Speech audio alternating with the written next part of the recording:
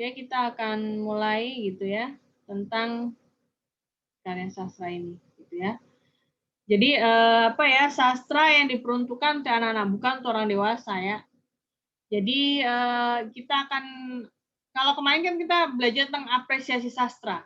Dari mulai alur, tokoh, antagonis, kemudian nilai intrinsik, ekstrinsik. Nah, sekarang khusus untuk anak-anak ya. Apa saja sih bahan yang tentang sastra, karya sastra khusus anak-anak?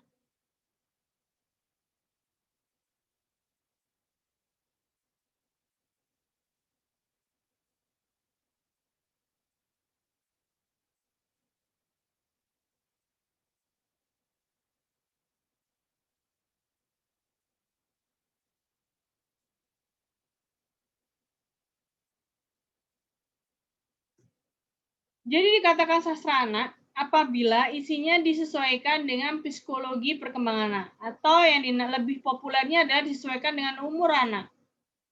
Kita tidak membolehkan anak-anak itu membaca karya fiksi atau karya novel, cerpen yang dikhususkan untuk remaja. Bahaya gitu ya, berbahaya. Jadi ada karya-karya sastra yang diperuntukkan untuk anak-anak. Misalnya, kalau Anda suka membeli bobo, maka disitulah sastra itu cocok dibaca oleh kalangan anak-anak sekolah dasar. Dan sudah dirangsang dari tata bahasanya, berapa kalimat yang mesti disampaikan, bahasanya lugas, tidak berbelit-belit gitu, dan memiliki estetika atau nilai keindahan yang memang dikhususkan anak-anak gitu ya. Dikatakan sastra anak apabila menciptakan kehidupan yang dikisahkan dipahami oleh anak. Jadi sastra itu diciptakan untuk hanya untuk dipahami anak, tidak untuk dipahami orang dewasa. Itulah seninya kalau Anda menjadi seorang pencipta sastra yang dikhususkan untuk anak-anak gitu ya. Kemudian ada di situ ada aspek emosi, pikiran, saraf sensorik, pengalaman moral yang diekspresikan oleh pengarangnya dalam bentuk kebiasaan dalam keseharian anak-anak yang dipahami oleh pembaca anak-anak, bukan untuk dewasa, ya.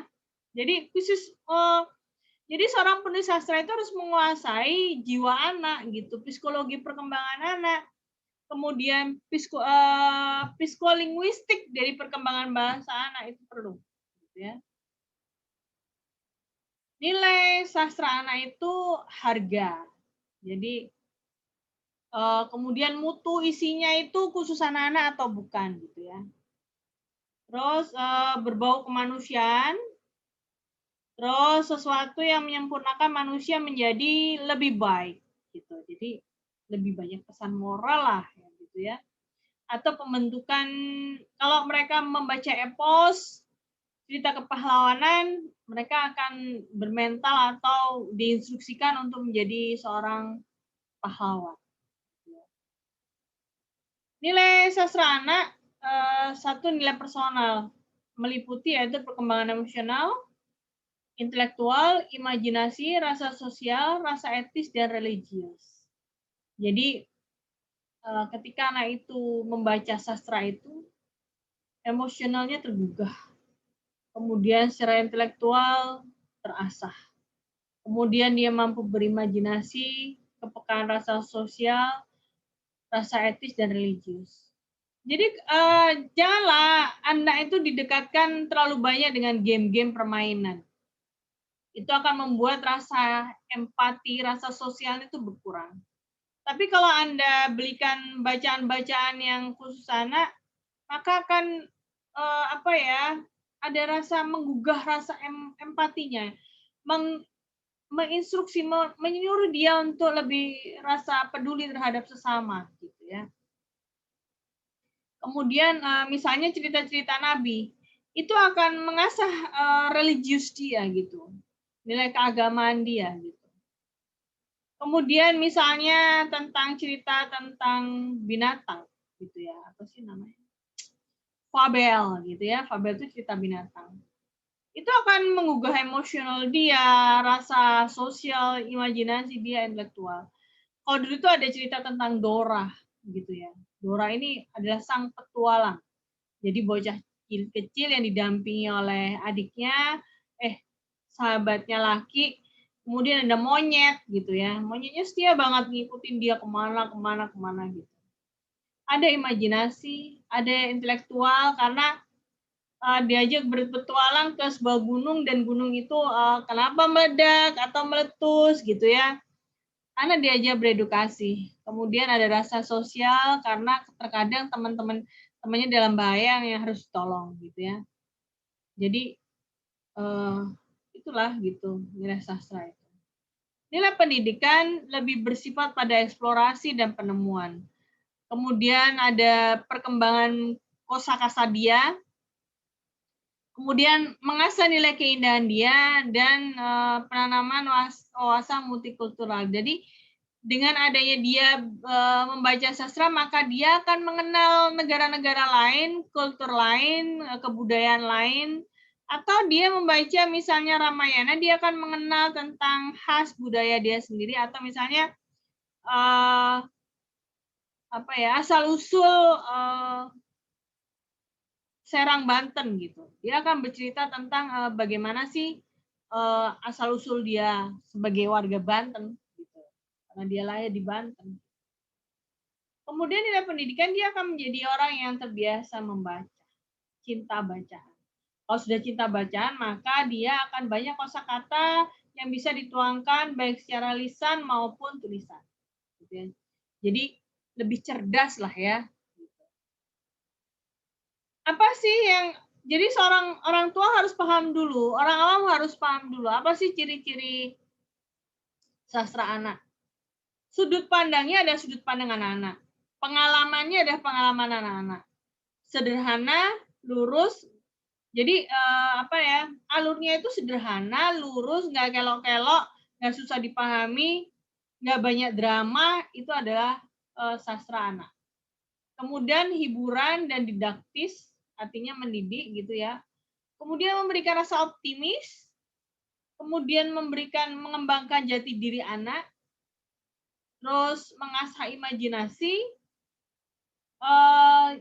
Kontras putih hitamnya begini, ada tokoh antagonis, ada tokoh baik, ada tokoh jahat diceritakan secara jelas. Putih hitam. Ini lo salah, ini lo benar gitu. Ini itu diceritakan dengan jelas, tidak abu-abu gitu.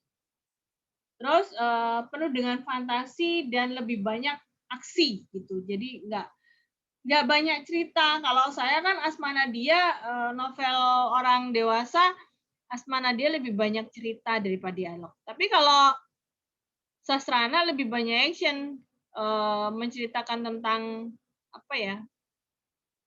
kegiatan dia gitu, eksplorasi, kemudian tidak banyak bercerita, seorang penulisnya lebih banyak dialog gitu ya. Kemudian repetisi itu pengulangan yang terus-menerus gitu. Jadi misalnya Doraemon gitu. Doraemon tuh kantong ajaib kan. Dan misalnya siapa temannya Doraemon itu? Yang anak malas itu ya. Nobita. Nobita repetasi, diulang terus. Pagi dia tuh bangunnya terlambat. Doraemon bangun itu repetasi dan terus-menerus. Atau misalnya cerita tentang Upin dan Ipin gitu. Repetisi, nggak pernah dia misalnya Upin tuh besar, mengikuti perkembangan tumbuh rambut dia begitu tuh repetisi. Terus kemudian misalnya temennya penjual ayam goreng, diulang lagi tentang ayam goreng gitu. Jadi itu repetisi. Jadi penulisnya pun harus paham tentang di mana dia tingkatannya menulisnya untuk siapa. Gitu ya. Penulisnya yang harus menguasai dunia anak-anak. Gitu. Kalau mau jadi sastra di bidang anak-anak. Kemudian genre itu adalah bentuk sastra anak. Apa saja sih? Realisme, fisik formula, fantasi, sastra tradisional, puisi, dan non-fiksi. Gitu ya. Kalau realisme itu lebih cenderung pada dunia binatang, fiksi formula cenderung pada novel-novel khusus anak-anak, Fantasi lebih cenderung pada heroik, cerita kepahlawanan. Kemudian sastra tradisional lebih cenderung pada epik, cerita kepahlawanan, misalnya Perang Bratayuda, Ramayana, Sejarah Tanah Jawa. Kalau puisi adalah serangkaian kata-kata indah yang ditulis oleh penulisnya. Kemudian non-fiksi itu lebih cenderung pada cerita petualangan. Kemudian misalnya non-fiksi itu membuat donat gitu ya, proses membuat donat, kemudian cerita pengalaman dia berkunjung ke pabrik roti gitu. Seperti kisah si Unyil atau petualangan si Bolang gitu. Itu non-fiksi. Jadi itu yang bisa saya sampaikan dalam perkuliahan ini. Wassalamualaikum.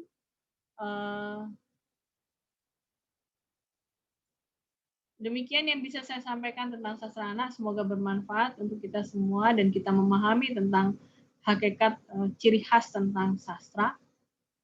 Dan kalaupun Anda belum paham dengan perkuliahan ini, maka disilahkan untuk diulang-ulang lagi, gitu, disetel lagi, atau Anda bisa bertanya ketika di grup chat WA, silahkan, atau akan kita terangkan minggu depan.